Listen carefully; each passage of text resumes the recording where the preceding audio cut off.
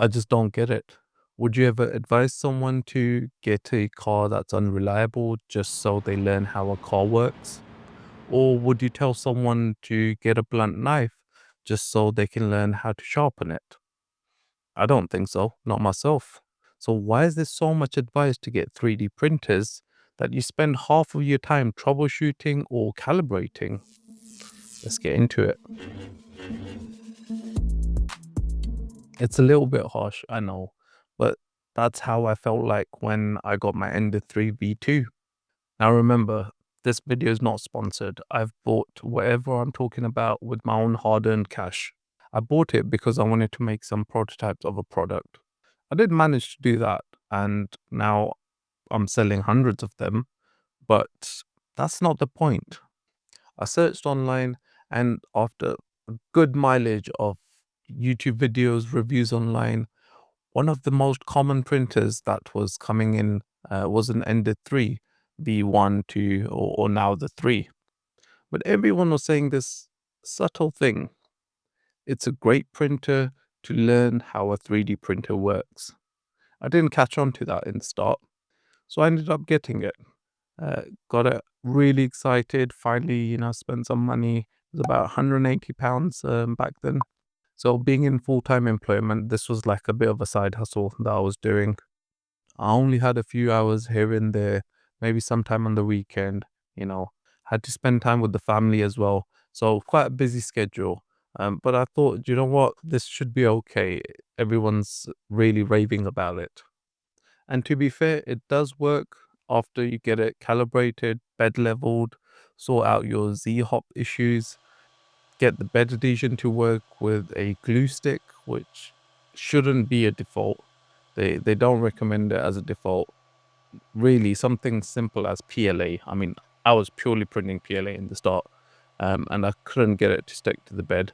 I did all the stuff by cleaning it, getting a good ISO rub on it, but I was still getting bed adhesion issues, so I ended up going the easy way, took the shortcut, used the glue stick. So I spent some money on the auto bed leveling CR Touch to help with bed adhesion and to take away some of that pain of 10 minutes of calibrating it, making sure the bed is level. I found it really painful personally. It still didn't resolve my issues. I did several upgrades on that machine, including the springs, the cooling fans. I did some of those. And yeah, frankly, I can't even remember. But I think I ended up spending about £270 on that machine in total. Just didn't last for me.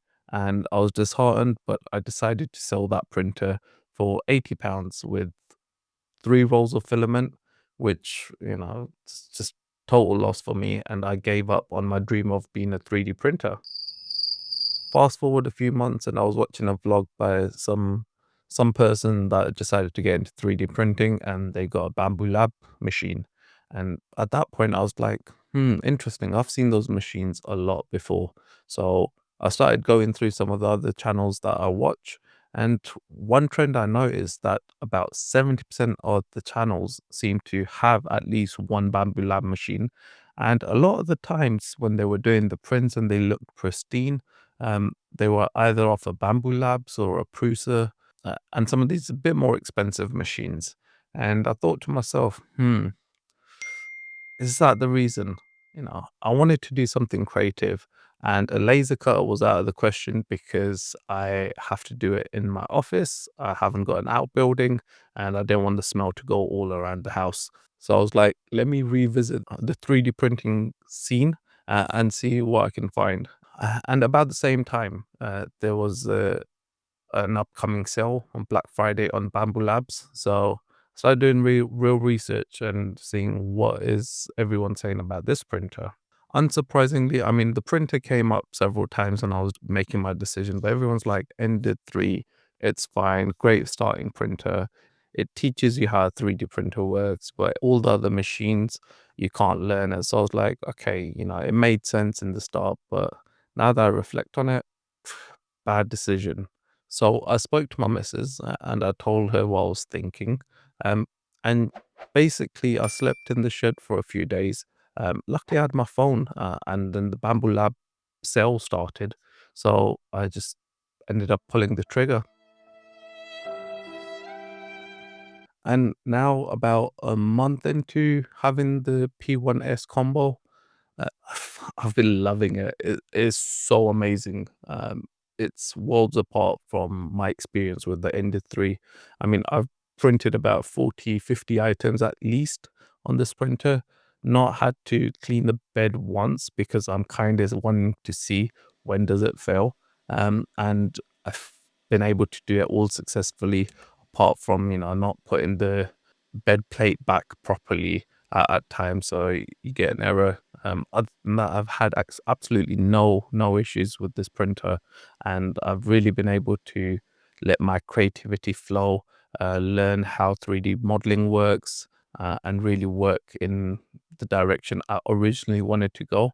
To the point, I would say, like, I've been gaming less, which is crazy, I know, because I enjoy it so much that I can just design something, send it to the printer, not even have to physically walk up to the printer as long as it's on, and it works. It's got so many features that I wish the Ender 3 had. I mean, I was even considering using a Raspberry Pi to add a camera to the Ender 3, which would have been about another 80 to £100. Um, After you do all the upgrades to bring it to this sort of level, it's just a no-brainer. So this is a bit of a rant for me. I was really eager to let my audience and everyone that comes to our channel, to let them know my experience, because I've been spending a lot of time on the Bamboo Labs, and yeah, kind of turned into a fanboy. A lot of unique prints, everything, majority of it's my own design. So if you'd like to see some of the designs I've been doing and what I've been learning about the printer, drop a comment, and I will share some of the things that I've done. And yeah, absolutely loving it. So, and I'm not sponsored, so it is honest truth. Even though I wouldn't necessarily say those videos are sponsored where people recommend the enders. Yes, they do print, no doubt about that. It's just so much pain, and there's not much there in terms of monetary benefit. Once you end up upgrading all the things you potentially could, you absolutely should go for a Bambu Lab type printer. There's plenty of other printers out in the market, some upcoming as well. So keep an eye out. Just don't go for a printer where someone tells you that it's great to learn how a 3D printer works, because I don't think that's a good reason to get anything. The only good reason is it's reliable, it prints well, maybe it's cheap, it's quality, or it can do things faster, which frankly, a lot of the things Bamboo Lab takes. Ender had a niche market initially. I think now the market is becoming a bit more diluted, and they really need to up their reliability and benefits to the consumer. I ended up getting the Bamboo Lab printer for 489 for the P1S in Black Friday sales, which yeah, it's good price. I could have got the P1P. I just wanted to go all out to know if there's any hope in this hobby for me. So I didn't go for the X1Z carbon. Just frankly, no use case for it. I haven't got a well ventilated room, so I'm not gonna be printing ABS or any other toxic stuff.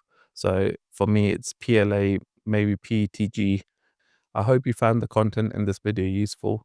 Drop a comment. I know I'm going to get a lot of Ender fanboys or girls that will disagree and write some mean comments, but it's fine. I understand everyone has their own experience, and this is my experience, my opinion. I do intend to make this into a bit of a side hustle as well, just a bit of extra income on the side. So if you want to join me on that journey, then please do write in the comments below, and I will share with you my experiences and how easy or difficult it is to make some money in the UK with a 3D printer. That's my rant over. Until next time, over and out.